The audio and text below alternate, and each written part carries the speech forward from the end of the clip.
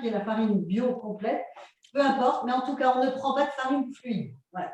Ensuite, donc, on a préparé, alors je vous ai préparé tout devant ma petite bassine. La farine, elle est tamisée là dans ma bassine. J'ai préparé donc la levure boulangère dans un bol. Tamisée. Non, la levure n'est pas tamisée. Madame Ayer demande le code. J'ai préparé la levure boulangère. Donne celui que tu as donné, là, 888. Avec un petit peu d'eau tiède pour qu'elle repose un petit peu et j'ai mis dans la levure boulangère un tout petit peu de farine, ça s'appelle donc le levain. Je mets ce levain au centre dans le puits de la farine. Et voilà. Voilà. OK. Donc, ils arrivent à voir combien on est. Voilà. Et j'ai préparé alors une chose très importante, la quantité d'eau. Ouais. La quantité d'eau, j'ai mis donc 25 centilitres d'eau tiède et 15 centilitres d'eau gazeuse type badois ou peu importe. Alors, c'est vrai qu'on n'est pas du tout obligé de mettre de l'eau gazeuse, mais je vous garantis que cette recette marche bien. C'est la raison pour laquelle je l'ai adoptée. Donc, en fait, dans la farine, j'ai mis donc heureusement, elle a pris le sucre. Ils ont allumé la confection. le sucre. C'est bon.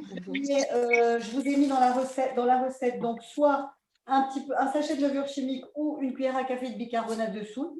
Donc, je vais mettre la levure chimique côté farine. Voilà. Et donc, je vais pétrir un petit peu ça. Et l'eau, ce qui est très important, c'est qu'on ne la met pas d'un seul coup. Même si on a la quantité 25 centilitres ou 15 centilitres, peu importe, on la met par petite quantité parce que la farine, on ne connaît jamais d'avance comment la farine absorbe ou pas. D'accord? Donc voilà, alors moi, j'y vais tranquillement à la main. Et ici, j'ai l'eau plate. Donc, je vais rajouter des petites quantités d'eau plate. Voilà. Voilà. Je peux pas. D'accord. Et là,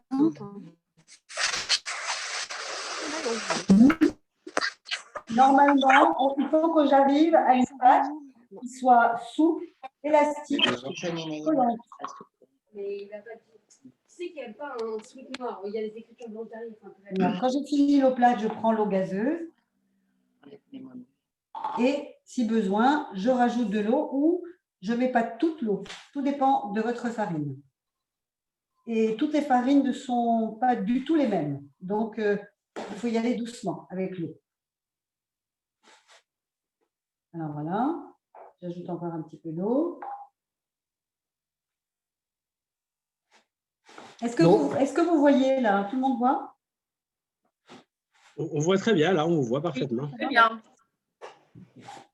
Donc là, c'est Rachel, Rachel Pétri. Et en fait, Isaac, par contre, il y a le bas de l'écran qu'on ne voit pas bien. Je ne sais pas s'il y a un truc qui est dessus. Voilà, là, c'est bon.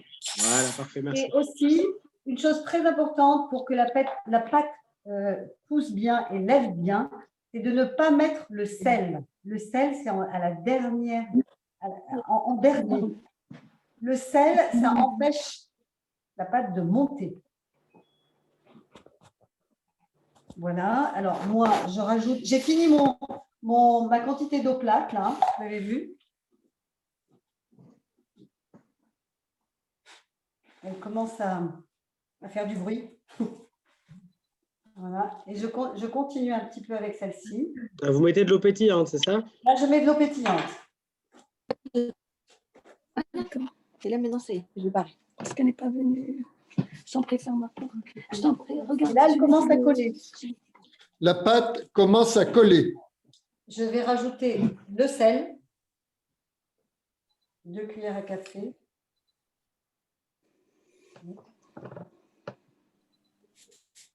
Voilà. Et donc, je continue à mettre mon eau.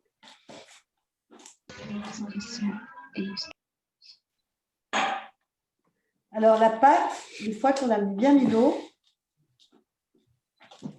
je continue à mettre un peu d'eau.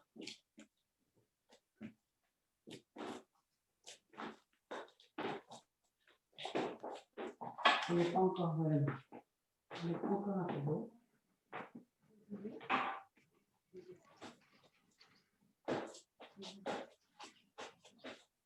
Vous entendez la pâte qui travaille. Vous la dégazez, là, Madame Rimoc.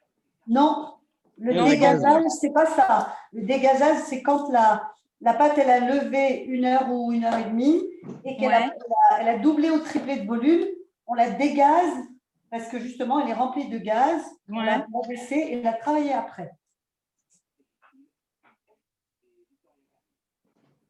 Voilà.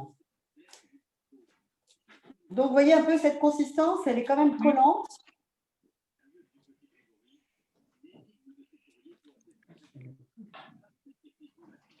Sur Rimoc, vous n'allez pas manger tout ça?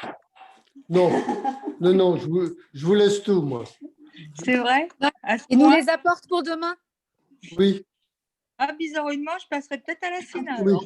je les apporte pour demain. C'est gentil, merci. Vous rigolez, mais mon papa, à chaque Hanouka, il faisait les beignets. Et après, il se levait à 5 h du matin et après, il les amenait à ceux qui venaient à la tfila. C'est Voilà. bien? C'est de la motivation? Ouais. Alors voilà, Nissim, voilà comment on travaille la pâte des beignets. Mais vous êtes un peu violente avec la pâte, non? Elle est docile, la pâte. Faut pas la. Comment? Il y a quand même de la violence dans ce geste. Ben, il faut être énergique. Non, il faut être ferme, je comprends, hein, mais Disons que d'habitude, c'est un peu le mixeur qui fait ça. Mais c'est pour vous montrer aussi la consistance parce que vous ne l'auriez pas vu dans le bol mixeur. Mais sinon, le bol mixeur aurait fait le travail aussi bien. Aussi bien. Alors, vous voyez, quand je vous dis qu'il faut la travailler comme ça, il faut qu'elle fasse un peu des fils. Mm. Est-ce que vous voyez là? Oui, il Non, faut on qu'on voit- la on voie voit de bien, là. l'élasticité, ouais.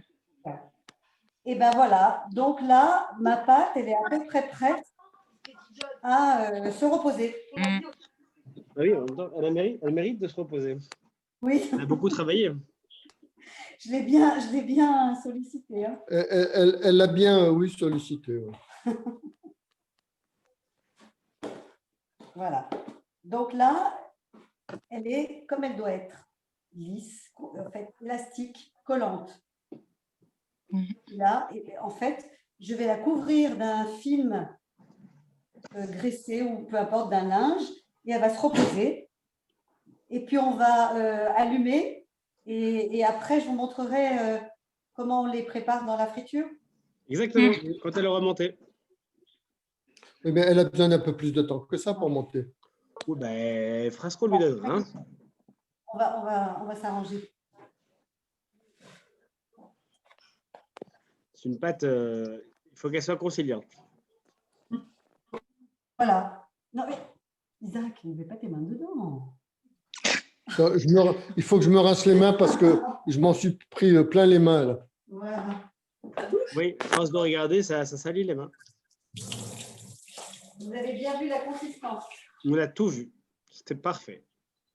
Voilà. La première étape touche donc à sa fin. On a vu maintenant comment fabriquer la pâte à sponge. On a vu que c'est assez technique finalement dans le coup de main.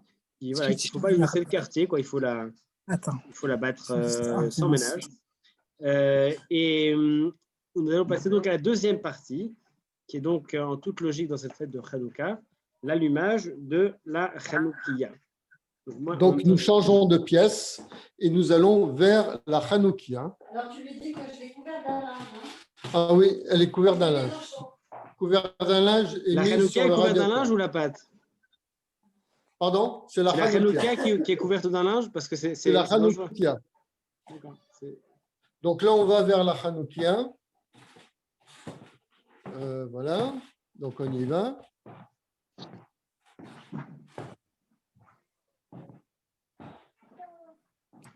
Voilà la Hanoukia, Ah, la voilà, la fameuse. la fameuse. Donc, j'attends Rachel qui va prendre la caméra pour me laisser, pour pouvoir que je puisse allumer. Rachel. Nous saluons la présence de Lily, qui nous a rejoint en vidéo. Ça faisait longtemps qu'on n'avait pas vu Lily en vidéo. Et de Madame El Haddad, salutations distinguées. Merci. Bienvenue parmi nous. Oui, oui, je suis là. Madame Walter, on salue toutes les vidéos qu'on voit. Anne-Laure, on s'est vu tout à l'heure. Corinna,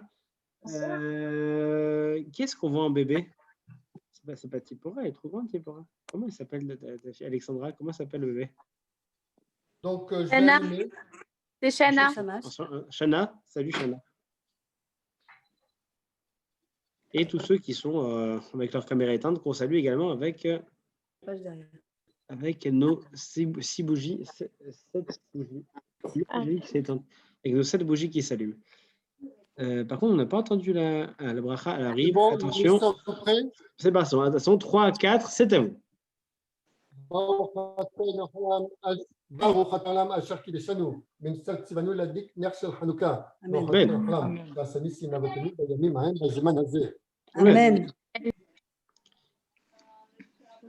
הנרות הללו אנו מדליקים על הניסים ועל הפורקן ועל הגלויות ועל התפילות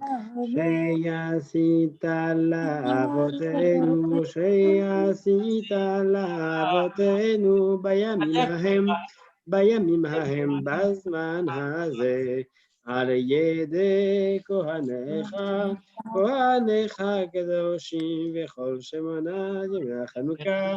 הנרות הללו קודש אין לנו רשות להשתמש בהם אלא לראותם בלבד להודות לשמך על ניסיך וישועתך ונפלאותיך. מזמור שחנוכה לעילוי עולמך אדוני כי תדיתני אדוני אלוהי שבתי אליך ותרפאני אדוני יתן משעות נפשי ייתן מיד ליבו אדוני חסדה לאדון זכר כל בקרבה בחיים ברצונו לי בבוקר ואני אמרתי בשלמי בא לימוד לעולם אדוני ברצונך המה תליאריוס הסתרת ברך איתי נגאל אליך אדוני אקרא אדוני חנן מה בצע בתניה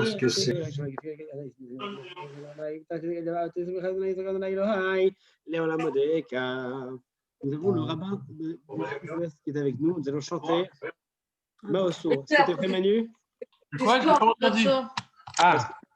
Je vous demande de regarder la Hanoukia qui est jolie, avec toutes ces lumières qui brillent, c'est magnifique. Exactement. Attention, 3 4 c'est parti. Maosso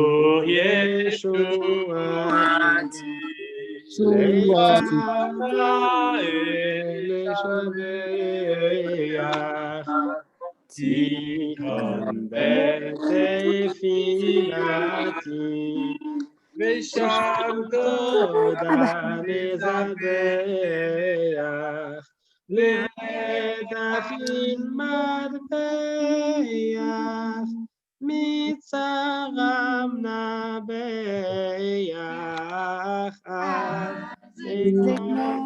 בשביל מזמור חנוכה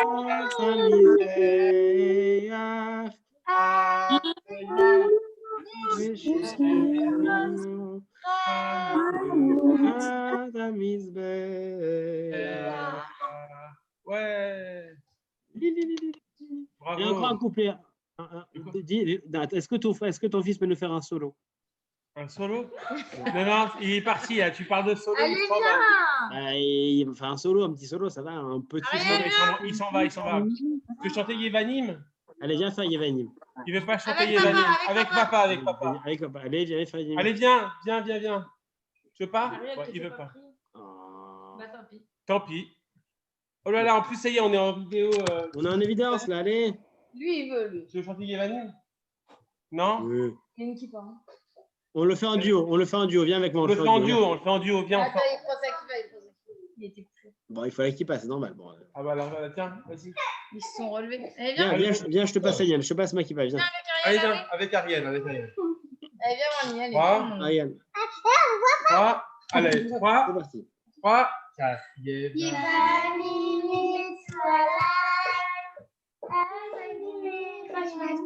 Kashmani. Migdalai.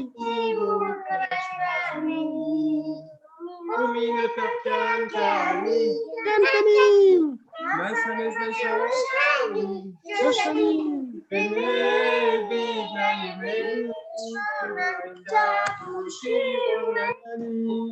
connais un bon.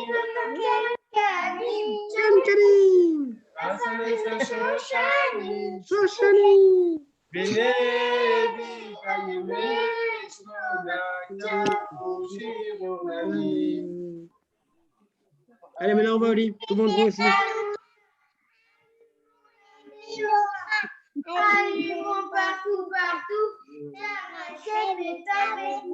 Moi, allez, ça y est, c'est Bravo. pas le Walter Show. Bravo!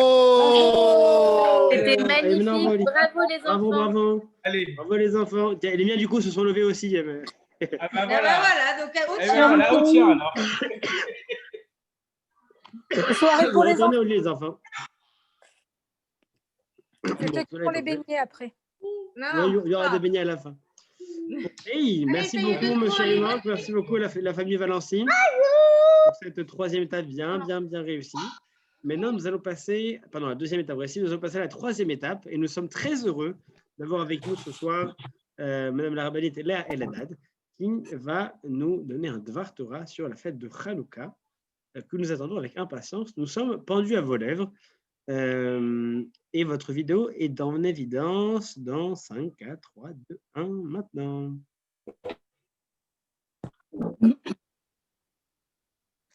Eva, s'il te plaît. Eva, tu peux baisser un peu, s'il te plaît. Salut Sabrina. Alors, je parle à partir de quel moment? Là, vous pouvez commencer à partir dès maintenant, c'est à vous. D'accord.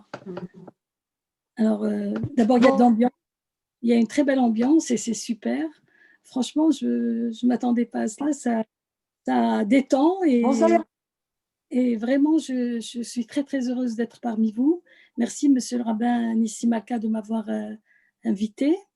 Merci à madame Rimok et à madame Walter pour leur investissement dans la communauté et dans tout ce qu'elles font autour d'elles.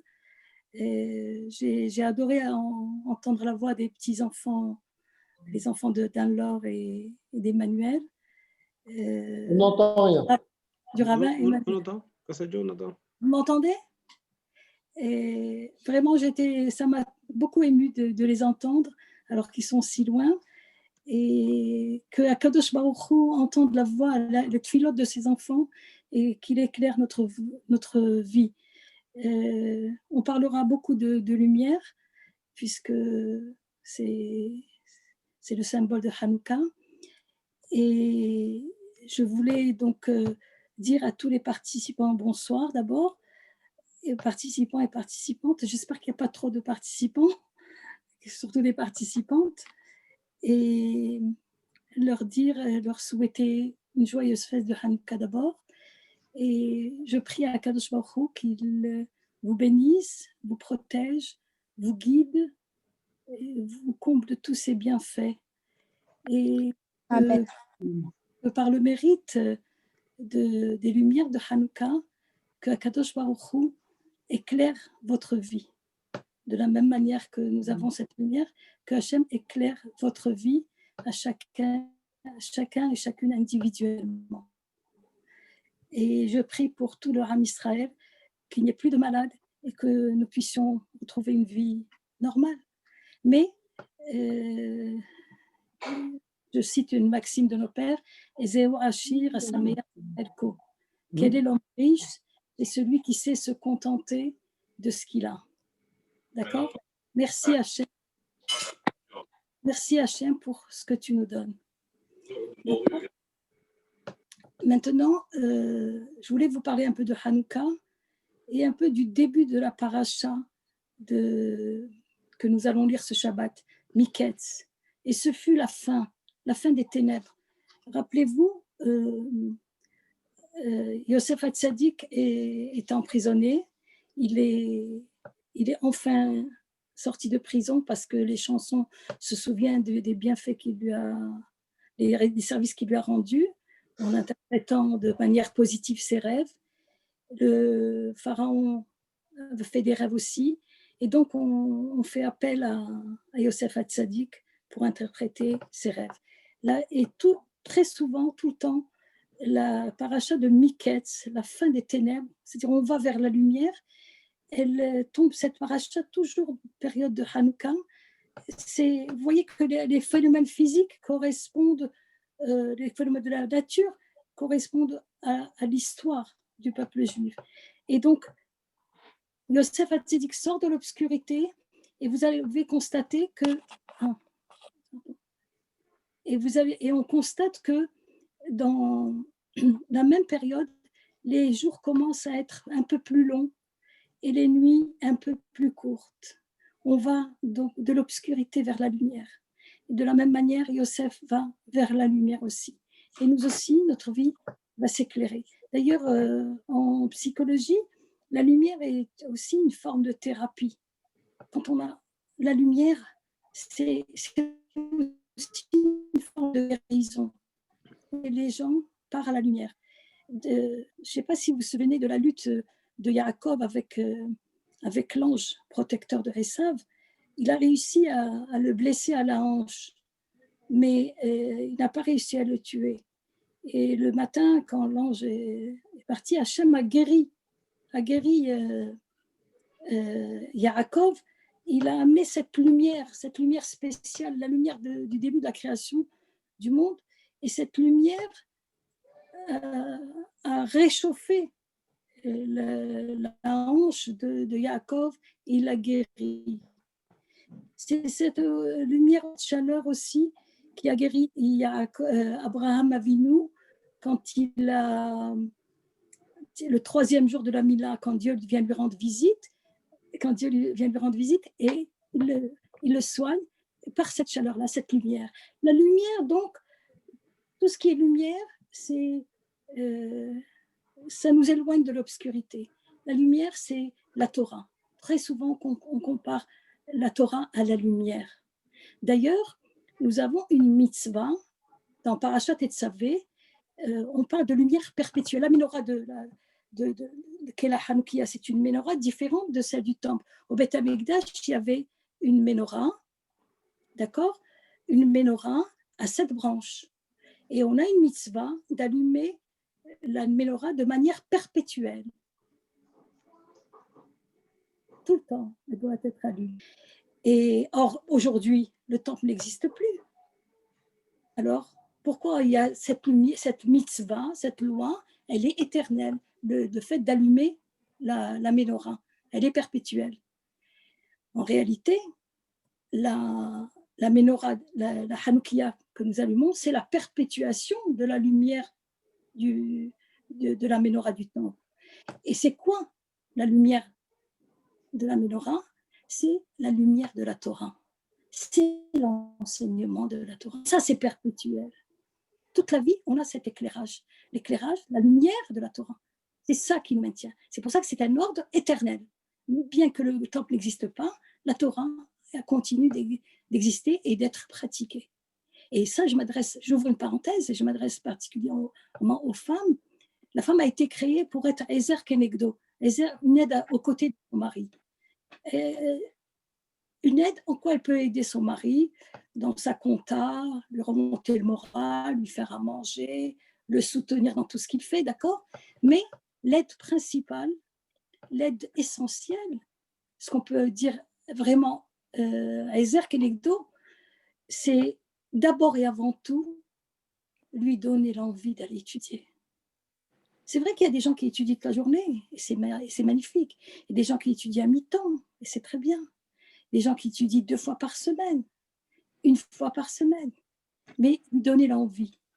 Parfois, on est très éloigné. Alors, on imagine les scénarios.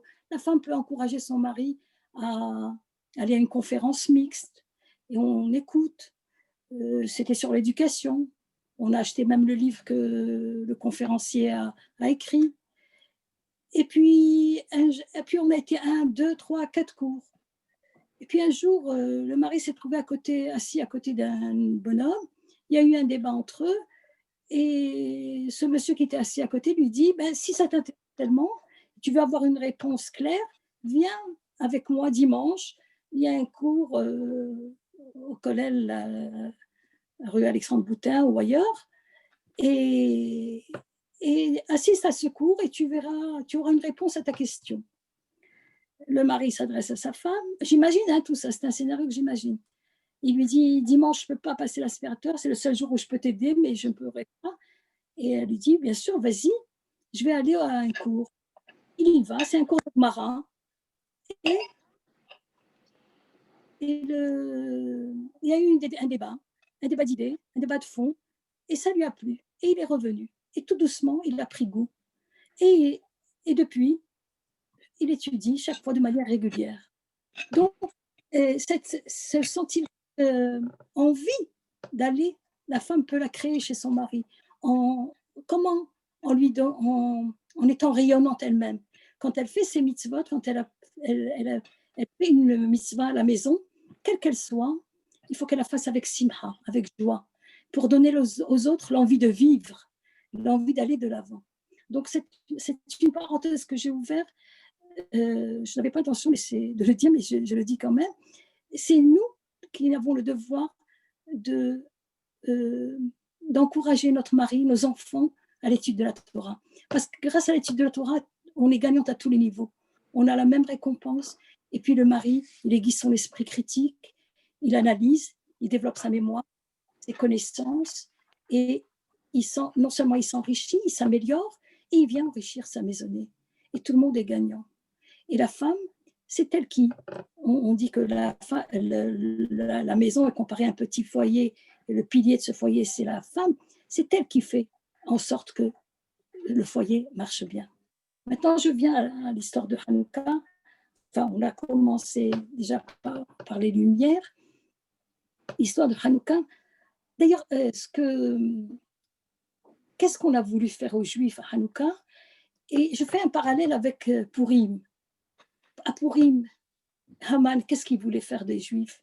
Quelqu'un peut répondre? À part les rabbins, qu'est-ce qu'il voulait faire aux Juifs, Haman? Vous avez une idée?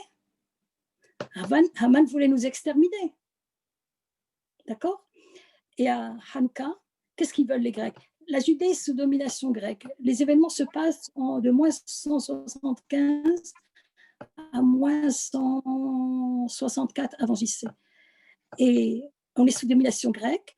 Les Grecs veulent imposer une seule culture, une seule religion. Assimilation. Une seule religion.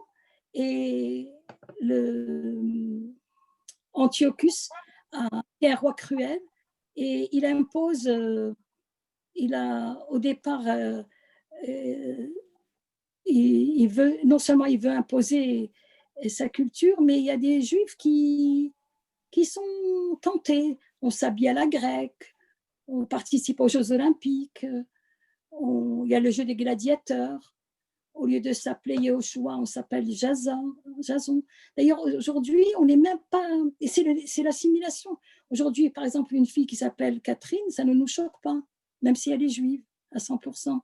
Donc, c'est ça le début de l'assimilation, les théâtres et tout le reste. Et donc, c'est devenu dangereux à partir d'un certain moment. C'est au moment où il a décrété 3 interdits. Il nous a interdit d'observer le Shabbat. Il nous a interdit de fixer le Rosh Chodesh. Et il nous a interdit de faire la Mila. Et ces 3 mitzvot sont un domaine essentiel et très important dans la Torah. Donc, le fait d'avoir fait ces interdits, les choses ont commencé à mal tourner. Et ce qui a révolté le plus les Bnei Israël et pourquoi il y a eu un soulèvement, c'est que dans le Beth Amikdash a été souillé. Et non seulement il a été souillé, mais on a fait entrer la statue de Zeus dans le Beth Amikdash. Et alors là, il y a eu une révolte. Dans la famille des Hashmonaïm, dans cette famille des Hashmonaïm, les Matatyahu, et ses 5 fils ont constitué une petite armée, pas très nombreuse, et ils ont lutté avec un courage incroyable. un courage extraordinaire et ils se sont battus comme des lions, mais Akadosh Baruch Hu les a aidés. C'est avec courage, avec une foi en Akadosh Baruch Hu, ils étaient prêts à mourir pour Hachem. Et que Akadosh Baruch Hu les a récompensés. D'ailleurs, on dit à l'Anissim, à Nerot Alalou, on explique que Dieu a livré les méchants, les nombreux entre ceux qui n'étaient pas nombreux, les méchants entre les gentils, et s'ils ont gagné, s'ils ont réussi à vaincre l'ennemi, c'est parce qu'ils avaient une foi inébranlable en Akadosh Baruch Hu et qu'ils étaient prêts à mourir pour Hachem. Quand on est prêt à faire Kiddush Hachem, quand on est prêt à se sacrifier, Akadosh Baruch Hu nous écoute et ils ont réussi à repousser l'ennemi. La première réaction, c'est on va voir ce qui se passe dans le temple. Quand ils arrivent au Beth Amikdash, ils sont choqués. Ils sont choqués et ils déchirent leurs vêtements. Comment notre Beth Amikdash est dans cet état? Ils trouvent de la viande qui n'est pas cachère partout, les statues de Zeus. Ils pleurent, ils déchirent leurs vêtements et ils prennent leur courage à deux mains, ils retroussent leurs manches, ils se mettent à nettoyer, à laver, à striquer et ils nettoient tout comme il faut. Mais à un moment donné, il faut allumer la menorah. La menorah, tous les jours, le Kohen Gadol allumait la menorah du temple. Et il fallait l'allumer. Et donc, pour l'allumer, il faut de l'huile pure. Or, toutes les huiles avaient été utilisées et souillées par les Grecs. Et on a cherché de l'huile pure, mais on n'a pas trouvé. Et finalement, Akadosh Baruch Hu les a aidés dans leur recherche et ils ont trouvé une toute petite fiole. C'est pour ça qu'on fait les beignets, Madame Rimok. L'huile des beignets rappelle l'huile de la fiole. On a trouvé une petite fiole et le contenu de cette fiole d'huile pouvait éclairer pendant une journée seulement. Et le Nes de Hanouka, les enfants, quand on leur raconte, ils écoutent comme ça. Et le Nes de Hanouka, c'est que au lieu de durer un jour, cette lumière a duré 8 jours. 8 jours, c'était aussi le temps nécessaire pour pouvoir fabriquer de la nouvelle huile pure. Et depuis ce moment-là, chaque année, jusqu'à nos jours, nous commémorons cet événement en allumant la Hanoukia pour nous rappeler du miracle que Akadosh Baruch Hu a fait en nous permettant de gagner et de repousser l'ennemi. Et le deuxième miracle, le miracle de la fiole d'huile. D'accord? Donc, Hanouka veut dire quoi? Hanouka veut dire inauguration. On devait inaugurer la lumière du temps. Et là, donc, grâce à cette fiole d'huile, on a pu inaugurer l'allumage de la menorah du temple et aujourd'hui de la Hanoukia, parce que la Hanoukia, elle a 8 branches, alors que la menorah du temple, elle a 7 branches. Et les 7 branches qui représentent la lumière divine. La lumière divine, aujourd'hui, c'est la lumière de la Torah. Celui qui étudie la Torah fait en sorte que la lumière de Dieu arrive sur terre. Alors, à nous d'étudier, d'encourager les autres à étudier un petit peu, et chaque jour un petit peu, s'engager pour faire un petit peu plus. Et vous serez, non seulement vous serez très heureux, et puis la Torah, c'est vrai, on ne l'acquiert pas comme ça. Si on ne peine pas, si on ne se donne pas pour elle, on ne peut pas l'acquérir. Et la femme a un rôle très important, discret, mais elle a un rôle très important dans l'étude de la Torah de son mari ou de ses enfants. C'est elle qui va leur donner l'envie. C'est pour ça que je dis, quand on pratique les mitzvot, il faut être rayonnante, être joyeuse et donner l'envie aux autres de vivre et de vivre avec Hachem. Je reviens donc à Hanouka. Hanouka, je vous ai dit, c'est inauguration, ou alors il y a le mot hinour, ou alors éducation. On parle d'éducation aussi.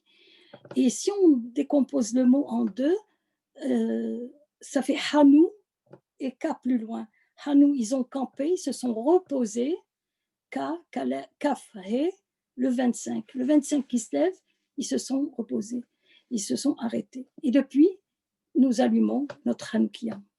J'ai lu quelques petits commentaires intéressants sur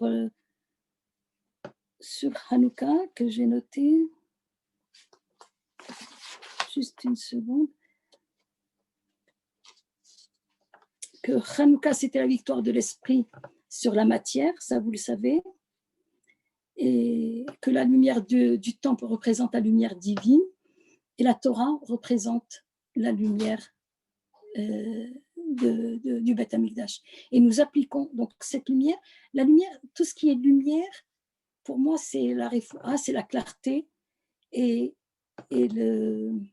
c'est ce qui nous met vers le bonheur et vers la joie. Toujours. Alors, je souhaite que vous alliez de joie en joie et que par le mérite des lumières de Hanouka, que Hachem éclaire, je le redis une autre fois, éclaire vos vies et nos vies. Voilà. Je ne sais pas, est-ce que c'est le temps qui m'était imparti? Je ne sais pas combien de temps je devais parler.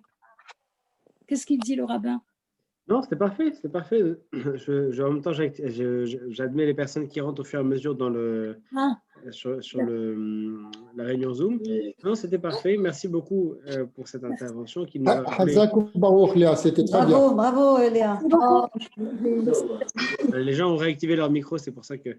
Maintenant, il y avait une question de la part de Nathalie, qui nous regarde depuis l'Angleterre, et qui nous dit la chose suivante par rapport à la dichotomie qu'on essaie de montrer entre Purim et Hanouka. On dit que Purim, il y a une volonté de nous exterminer, alors que Hanouka, les Grecs n'ont pas de volonté de nous exterminer. Alors, j'ai posé la question. Donc, mais qu'est-ce qui est plus grave? Alors, je vous pose la question maintenant, puisque tout le monde a son micro. Qu'est-ce qui est plus grave à Purim, où on veut nous exterminer physiquement, ou alors à Hanouka, où on veut nous exterminer spirituellement? Qui répond? Alors juste pas vous, le rabbin. Non, je ne réponds pas, mais juste je précise la question de Nathalie, comme ça vous ferez d'une pierre deux coups. La question de Nathalie, c'était: mais est-ce vrai que les Grecs voulaient plus notre assimilation que notre extermination? Une extermination spirituelle et non pas physique. Parce qu'au final, il y a quand même une guerre, on a failli tout s'y passer, malgré tout quand même.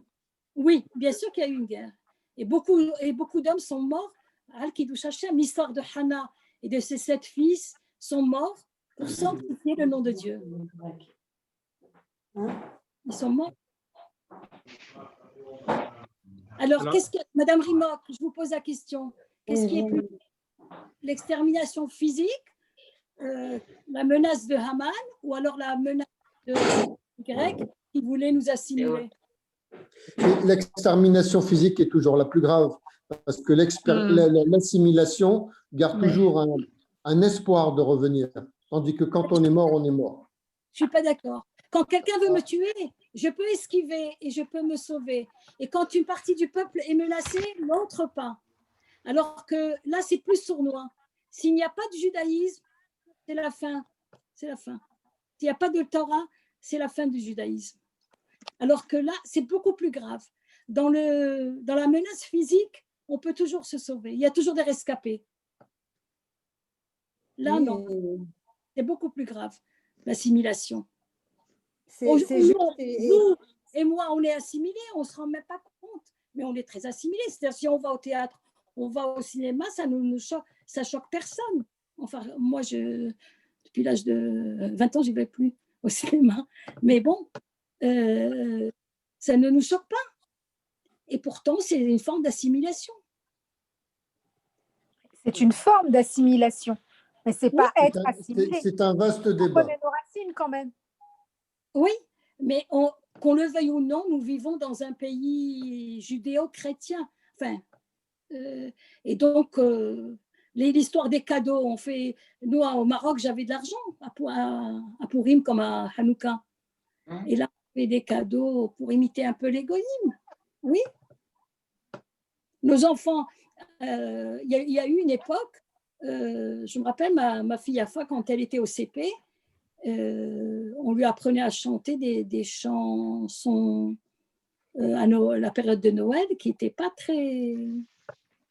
Très catholique. C'est très catholique. Voilà.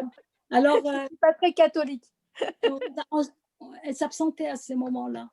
Donc, qu'on le veuille. En fait, il y a beaucoup de familles juives qui ont le sapin de Noël. Hein. et qui sont croyants. Moi, je l'ai esquivé. Et pourtant, ma fille est en école juive. Hein. C'est vrai. Elle l'a demandé. Hein.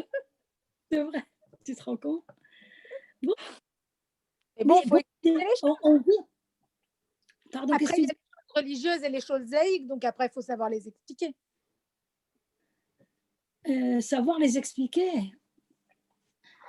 Je dis que qu'on le veuille ou non, nous subissons l'influence du milieu. Donc, il faut être très vigilant. Il faut être très vigilant. Et je répète, nous, femmes, on a une responsabilité. C'est de veiller sur l'éducation de nos enfants et veiller à ce que notre mari étudie un petit peu, moyen, beaucoup, mais de manière progressive. Allez, il ne faut jamais dire, moi, je suis un bon juif, je suis arrivé à ce niveau-là, je suis bien. Il faut toujours aller de l'avant. Jusqu'à notre mort, nous devons améliorer nos compétences, apprendre, transmettre. Oui, J'ai vu dans mon Très clair, bravo. Bravo, bravo, c'est vrai. C'est très bien dit. Bon, maintenant, je ne vous embête plus. Mais c'est Merci, pas un embêtement. merci de m'avoir écouté. Et vraiment, je suis très contente. Je suis très contente d'avoir entendu Anne-Laure Valency. C'était mon élève au Talmud Torah. Enfin, je retrouve plein d'élèves. Sabrina aussi, d'ailleurs. Que Hachem vraiment vous donne la possibilité, l'envie d'aller loin et de construire, de bâtir. Et Hachem, si on le veut, on peut. Quand on veut, on peut. Ce que femme veut, Dieu le veut. C'est vrai ou pas? C'est vrai. C'est vrai. Alors, soyez... Pas toujours. Nous sommes des... Pas toujours. Pas toujours. Pas toujours. Hélas. Elle a dit Nicole. Il faut insister. Hein. Si, Nicole, tu es d'accord avec moi, non? Non. Mais oui. On essaye. Tu vas nous donner la recette de tes latkes? Ben, c'est pas mes latkes. J'ai cherché une recette de latkes parce que les Alsaciens ne font pas de latkes. Alors, ils font quoi? Hein?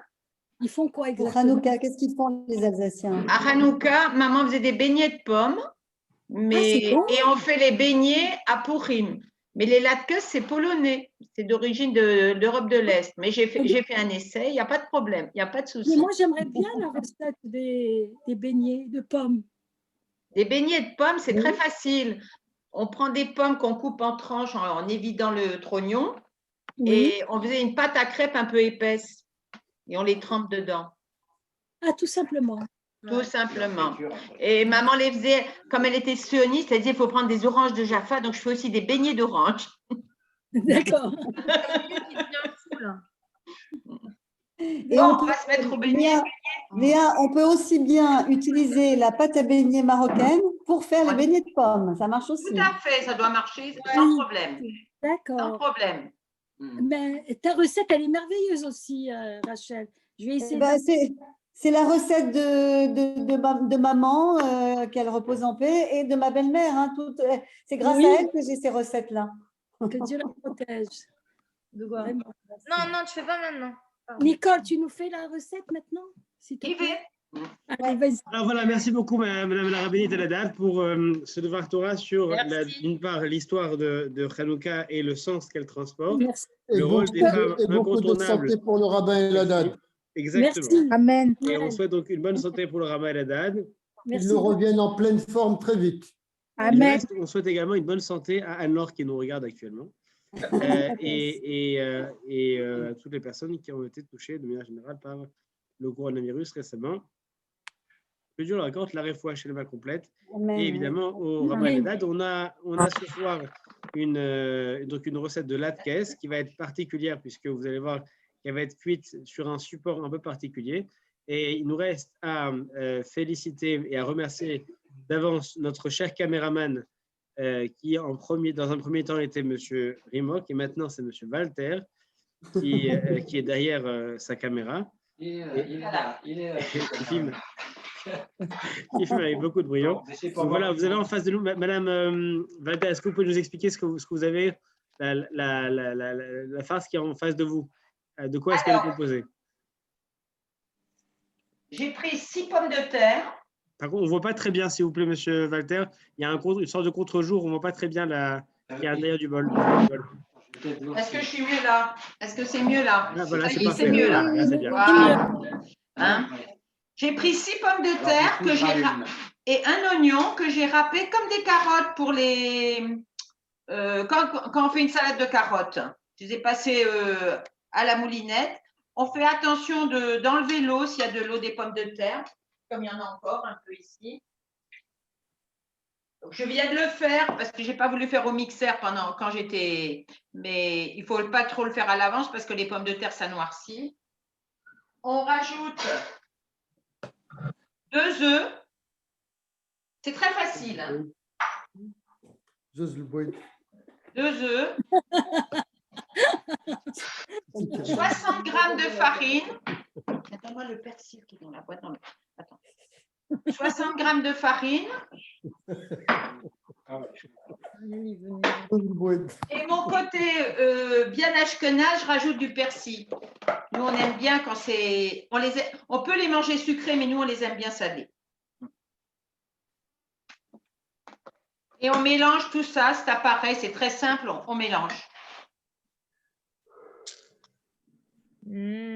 Allez, Du sel. C'est là. Et un petit coup de poivre. Allez, mamie. Ah, t'es pas au dodo, toi? Non. Il attend la livraison pour Shabbat. Ben, ils en auront quand ils viennent, sinon j'en ferai quand je suis à Bordeaux. Comment il s'appelle ce petit garçon? Hein? Comment il s'appelle ce joli garçon? Ils ne vont pas à l'école en ce moment. Ariel. Ariel, dis donc, t'es fière de ta mamie, Ariel? Je suis sûre qu'elle cuisine bien. Hein? Oh oui. Mais sa maman est une bonne cuisinière. Elle cuisine bien les glaces. Hein? Elle cuisine bien les glaces. Et la dernière, quand j'ai fait l'essai la semaine dernière, je l'ai fait à la poêle et c'est vrai que c'est assez gras. Et j'ai eu Henri Lippmann au téléphone. Il m'a dit, si tu veux, fais-les dans les crêpières individuelles. Tu n'as pas besoin de mettre de gras. Il les fait comme ça, lui. Donc, j'ai décidé de le faire sur la crêpière. Mais bon, sachant qu'une crêpière, c'est ras la vie, quoi. Si on veut les faire bassari, il faut les faire dans une poêle. Voilà, mon appareil est prêt. Il n'y a plus qu'à mettre en route. On voit pas, papa. Attends, bah oui, mais il faut que je me déplace un peu avec mon truc. Parce que j'arrive pas à filmer avec mon téléphone. Ah, mais on voit, t'inquiète pas. Tiens, éteins ta lumière, ma bande. Je connais une recette lyonnaise qui s'appelle le paillasson de Lyon. Et c'est exactement la même chose que les Ça latkes. ressemble, bien sûr. Pareil, c'est pareil. Les rostis suisses ressemblent aussi. Hein. Oui, oui, bien sûr. Hein. Et c'est tout. Le soir, les gosses, ils mangent bien ça avec une bonne salade. Oui, c'est salade de tomates. Quand on était aux États-Unis, qu'on a fait Hanouka, eux, ils nous ont fait des latkes avec de la compote de pommes. C'était délicieux. Bon, en même temps, les États-Unis, c'est pas non plus la référence. Nous avons fait un Hanouka à Los Angeles. Et à Los Angeles, le soir où on s'est promené, il y avait la Hanouka parade. Il y avait peut-être une centaine de camions qui circulaient avec des Hanoukiotes dessus. Et qui distribuaient. Ils nous ont croisés. On s'est garé, on s'est arrêté au bord du trottoir avec la voiture pour les voir passer. Et du coup, il y en a un qui est sorti d'une voiture et qui est venu vers nous et qui nous a offert une Hanoukia, les petites Hanoukiotes de voyage là, des Lubavitch.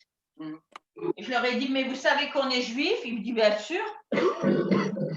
Comment ils l'ont su? Bien sûr. Bien sûr. Voilà, vous avez vu la recette des latkes. Si vous voulez, tout à l'heure, vous me rebranchez, puis je vous les montrerai cuites. Ok. Hein? Ok. Ça fait quelques temps quand même, parce qu'il faut que les pommes de terre soient bien cuites, quoi. D'accord, donc là, vous en faites 6 par 6, c'est ça? 6 par 6, ouais. Okay. Je vous dirai si c'est bien ou si c'est mieux en friteuse. C'est la première fois que je l'ai fait là-dessus. D'accord. Et donc, c'est mieux que de la friture, c'est mieux que de la frire en poêle? Là, je pense qu'à la poêle, c'est meilleur, mais c'est plus gras. Ah oui, après, c'est un arbitrage. Voilà. Voilà. Après, Après, pour Hanouka. Bon, après, Hanouka, Hanouka, il faut... J'ai mis un peu d'huile pour Hanouka quand même. Hein. bon, ça va, on a fait là. Ça va, ouais. On est sauvés. Alors, il me semble qu'il a encore un petit peu tôt par rapport à la pâte de Rachel. Ouais. Non, c'est bon, Rachel. En fait, je peux vous montrer. Rachel a allumé le feu, elle a mis de l'huile et elle va bientôt mettre Les premiers beignets au dans la poêle. D'accord. Tu m'en gardes, Rachel. Il n'y a pas de problème, Léa. Monsieur Rimoc, il livre demain et Monsieur Walter aussi, en fait. Il n'y a pas de souci. Alors, pendant que Rachel, elle fait le. Vous voyez un écran là? Ah oui, oui. Alors, voilà, attendez, je vais voir si.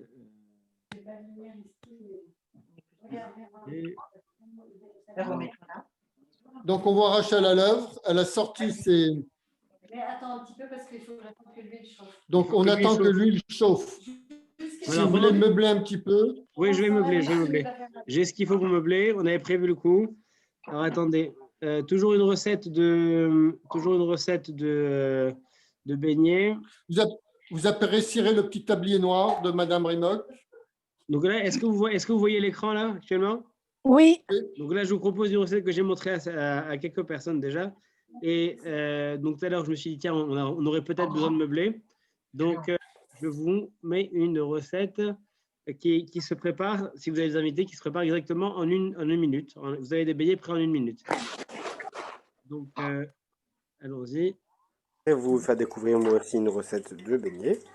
Donc ça, ce sont des beignets qui ont été faits environ en 1 minute. Avec ceci, donc c'est de la vous demandez dans les magasins. Donc vous avez ici de l'huile qui réchauffe. Et pour ce qui est de la manière dont vous avez ici prenez une pâte de la farine, vous la mélangez avec de l'eau. Ça fait une pâte un peu. bien levée. Hein. Vous mettez ce que vous voulez à l'intérieur. Là, c'est un litchi qui est à l'intérieur. Voilà. Vous prenez le litchi, vous l'entourez de pâte. Vous le mettez. Et on attend Rachel.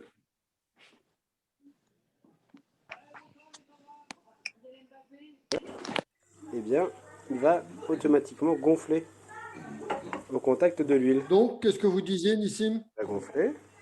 Nissim, il y a un écran noir. Il est noir? Ouais. Il est gris noir. C'est tout noir. C'est tout noir. La vidéo, elle est derrière. On ne voit pas la vidéo. On vous voit vous, mais pas la vidéo. Alors. Eh ben, on voit Monsieur Walter. Bougez pas. Vous me dites que vous ne voyez pas la vidéo, c'est ça? Ouais. On a vu jusqu'au moment où ça allait dans l'huile et voilà. C'est triste. Attendez, je réessaye. Bougez pas. Oui. Où est-ce qu'il est? Ah oui, sinon on va faire ça, c'est peut-être mieux, regardez. Non, là, normalement, vous voyez mon écran à moi. Noir. Ouais. Oui, là, ça. Ça y est, c'est bon. Voilà. Vous faites des Oh, ça va. Oui, ça y est, on va. Laisse-moi 30 secondes. Qui ont été faits environ en 1 minute. Avec. Vous entendez le son aussi? Ceci, donc c'est de la Oui. farine. Oui, c'est bon. Demandez dans les magasins asiatiques de la farine de dragon vert. Et pour ce Donc qui c'est est caché, hein, si vous de la posez la manière dont on fait, question. vous Farine prenez de dragon vert. de la farine, vous la mélangez avec de l'eau. Ça fait une pâte un peu liquide comme ça. Vous mettez ce que vous voulez à l'intérieur. Là, c'est un litchi qui est à l'intérieur.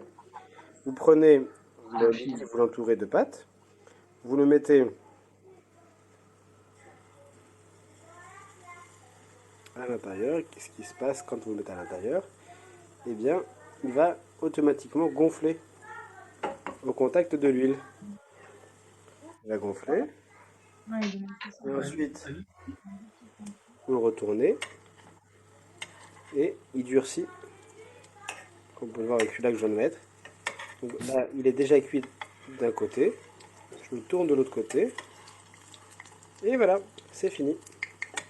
Je laisse encore 30 secondes et il sera déjà prêt à être sorti.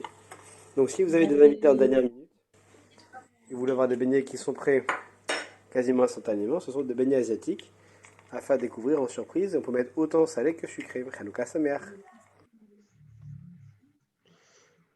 Voilà, c'est ma petite coupe. Rachel est prête. Alors, c'est parti.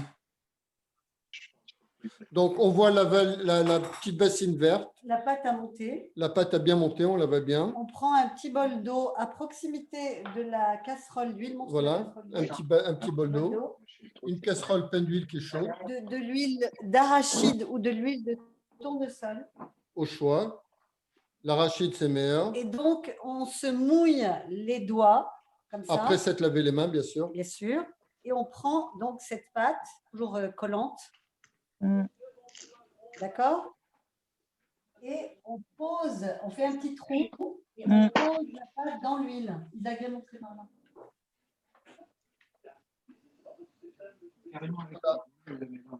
Là, je vais en faire une autre. Et dans la petite casserole d'huile. Et quand on pose la pâte dans l'huile, on pose la pâte, mais on garde les doigts dehors. Attention de ne pas se brûler. Ça dépend des écoles.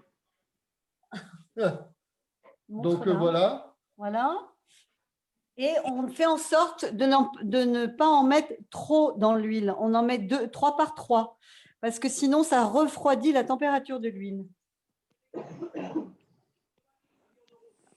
Voilà. Quand j'étais quand ils vont petite, être cuits, je vais vous les montrer. vous les saupoudrez ou pas de sucre après? Oui, oui. Quand j'étais petite, voilà, ils saupoudraient soit de sucre, soit même de cacao. Oui, mais une fois qu'ils ont cuit. Tout à fait. Ouais. Une fois qu'on les a sortis de l'huile. Alors, regardez, là, ils commencent à se colorer. Je les retourne. Il ne faut pas trop les laisser. Voilà. Peut-être que je vais même baisser un peu l'eau. Et attendez, je vais les montrer comme ça. Et voilà, j'en sors un. Et on les met dans du papier absorbant après. Et voilà. Est-ce qu'il est possible de voir M. Rimoc en manger un? C'est possible ou pas? Parce qu'on aimerait voir la réaction. Non, parce que là, il ne peut pas. Là. Il va se brûler à la langue. Ce n'est pas possible. Ah ben, c'est sûr que c'est un engagement. Hein. Le repas, il est fini, mange pas entre les repas. Donc voilà. Donc voilà les 3 petites beignets. D'accord. C'est pas les 3 cochons. Sur des planches en bois alors. Non, sur du papier absorbant. Ah, d'accord. Hop. Hop. Et après, on les trempera dans le sucre ou le sirop, au choix. Reviens ici. Je reviens vers Rachel, qui me somme. Il montre comment je fais pour prendre la pâte, comme ça. Hop. Et comme ça, avec le trou. Donc demain matin, je serai à Tilsit vers 10h avec quelques beignets dans la poche. Voilà, suite au prochain numéro. Et ainsi de suite. Et ainsi de suite. Ben, écoutez, c'est parfait. Il me reste, puisque cette soirée était quand même fort sympathique, il me reste à tous vous remercier. D'une part, pour nous avoir préparé la pâte des sponges. Ensuite, pour l'allumage de la Hanoukia récité avec brio par notre cher caméraman de ce soir, Monsieur Rimoc. Ensuite, pour le Dvar Torah sur la fête de Hanouka et de la responsabilité des femmes dans cette fête et dans la survie du peuple d'Israël contre l'assimilation. Ensuite, il y a eu les latkes qui étaient préparés sur une crêtière à 6 places qu'on voit actuellement, qui ont été sortis du feu. On voit comment ils sont. Regardez, je vais vous remettre la vidéo en évidence. On voit maintenant le résultat final sur l'écran de droite. On voit ce que ça donne, donc les latkes lorsqu'ils sont cuits. Donc, ils sont bien croustillants et bien marrons. Et enfin, donc pour la fin de la pâte première qui est montée entre-temps, celle des sphènes, par Rachel, qui nous a terminé la pâte des sphènes, et Nicole qui nous a montré donc la recette des latkes. Merci à toutes et à tous. Je vais maintenant goûter les sphènes de Rachel. Alors, une petite précision concernant les latkes, puisqu'on les a goûtés, il faut les faire cuire beaucoup plus longtemps pour que, c'est meilleur en friteuse. pour que les pommes de terre soient vraiment cuites. Donc, je pense que la technique cuisson dans l'huile, en friture et plus facilement réalisable. Eh ben, c'est bon à savoir. Merci beaucoup. Voilà, c'était une expérience faite traditionnellement dans la friteuse. Pour une fois par an, on mange dans l'huile. Ouais, ça va, on fera une exception pour Hanouka. Merci à toutes et à tous d'avoir participé à cette soirée. C'était très sympathique. Le rythme a bien été gardé. Merci à tous. 1h11 qu'on est là. Et on est très heureux de voir Madame Ayem qui est parmi nous ce soir. On salue la famille Ayem qui nous a rejoints et tous ceux qui étaient là ce soir d'ailleurs, soit par Zoom, soit par Facebook, qui nous ont également salués. On vous souhaite une excellente fête de Hanouka à toutes et à tous. Et on espère vous revoir demain soir à la synagogue pour l'allumage de la dernière bougie à la synagogue. Ce soir, on était de plus en plus nombreux. On a l'impression que c'est le miracle de Hanouka, en fait, qui se passe à la synagogue. Tous les soirs, il y en a un peu plus. Ben, on espère que demain soir, on aura encore plus de monde et qu'on pourra allumer la 8e bougie avec ça le comble, mais avec les distances, évidemment, et les masques.